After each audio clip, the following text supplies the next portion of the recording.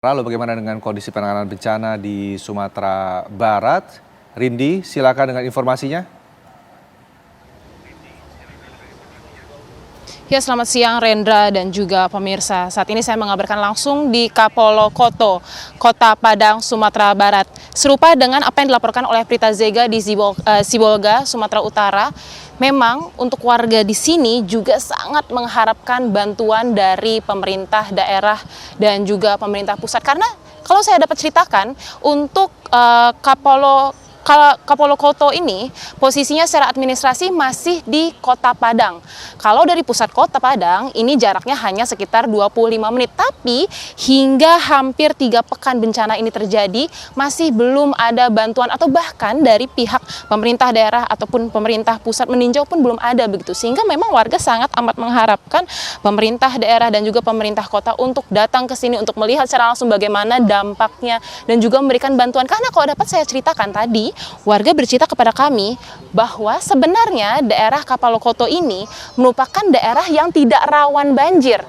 Jadi bisa Anda bayangkan betapa syoknya atau betapa traumanya warga ketika mereka tinggal di tempat yang tidak rawan banjir, tiba-tiba diterjang oleh banjir bandang dan juga longsor. Ini seperti yang ditunjukkan oleh juru kamera kami, Muhammad Ishak.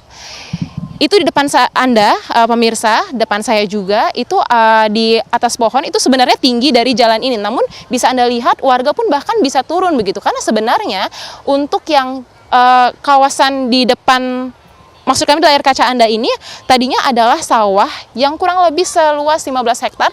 Lalu di sisi kiri adalah jalan, namun kini ambles, akibat banjir bandang. Warga pun mengaku trauma begitu ya, karena memang seperti yang sudah saya jelaskan tadi, ini bukan daerah rawan bencana begitu. Dan tadi juga dari ketua RT setempat begitu ya, RT 02 RW 02 Kapolo Koto, yang menceritakan kepada kami bahwa untuk bantuan yang datang sampai saat ini masih didominasi oleh bantuan dari pihak pribadi begitu, seperti makanan, pakaian dan juga keperluan sehari-harinya begitu. Tapi dari pemerintah daerah, dari pemerintah pusat masih belum ada, sehingga warga pun menyayangkan terkait hal ini karena mereka pun posisinya di Padang Kota. Jadi bisa Anda bayangkan, Rendra dan juga pemirsa, untuk di Padang Kota saja, untuk bantuan dari pemerintah daerah setempat ataupun dari pemerintah pusat masih belum masuk. Jadi bisa Anda bayangkan bagaimana jika untuk daerah yang terdampak yang jauh dari pusat kota ataupun di kabupaten begitu.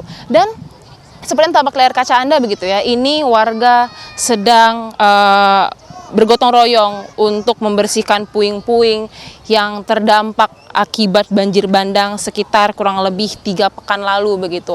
Dan tadi pun warga juga bercerita kepada kami bahwa mereka sangat membutuhkan bantuan alat berat untuk mengangkut puing-puing, bebatuan dan juga kayu begitu. Selain itu mereka juga membutuhkan peralatan dapur untuk memasak, lalu juga mereka membutuhkan akses air bersih. Karena memang untuk sumur yang menjadi sumber air mereka juga tercemar begitu.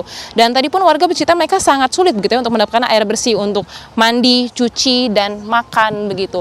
Jadi bisa dibayangkan betapa sulitnya kondisi warga di Kota Padang ini. Sekali lagi kami tekankan Kota Padang begitu. Dan pemirsa, terkait cuaca pada hari ini begitu ya di Kapolo Koto, Kota Padang. Tadi kami tiba di sini sekitar pukul 9.00 pagi waktu Indonesia Barat. Cuaca terik panas, namun sekarang sekitar pukul 11 waktu Indonesia Barat ini cuaca mulai mendung.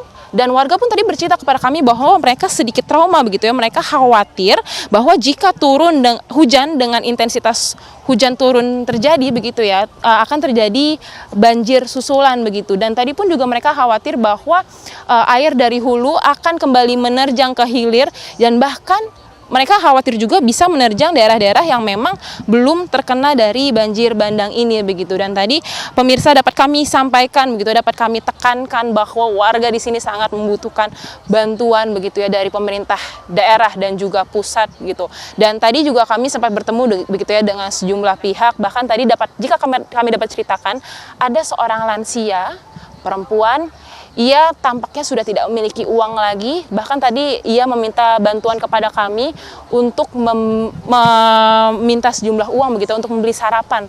Bisa Anda bayangkan pemirsa, sekadar membeli sarapan saja mereka kesulitan.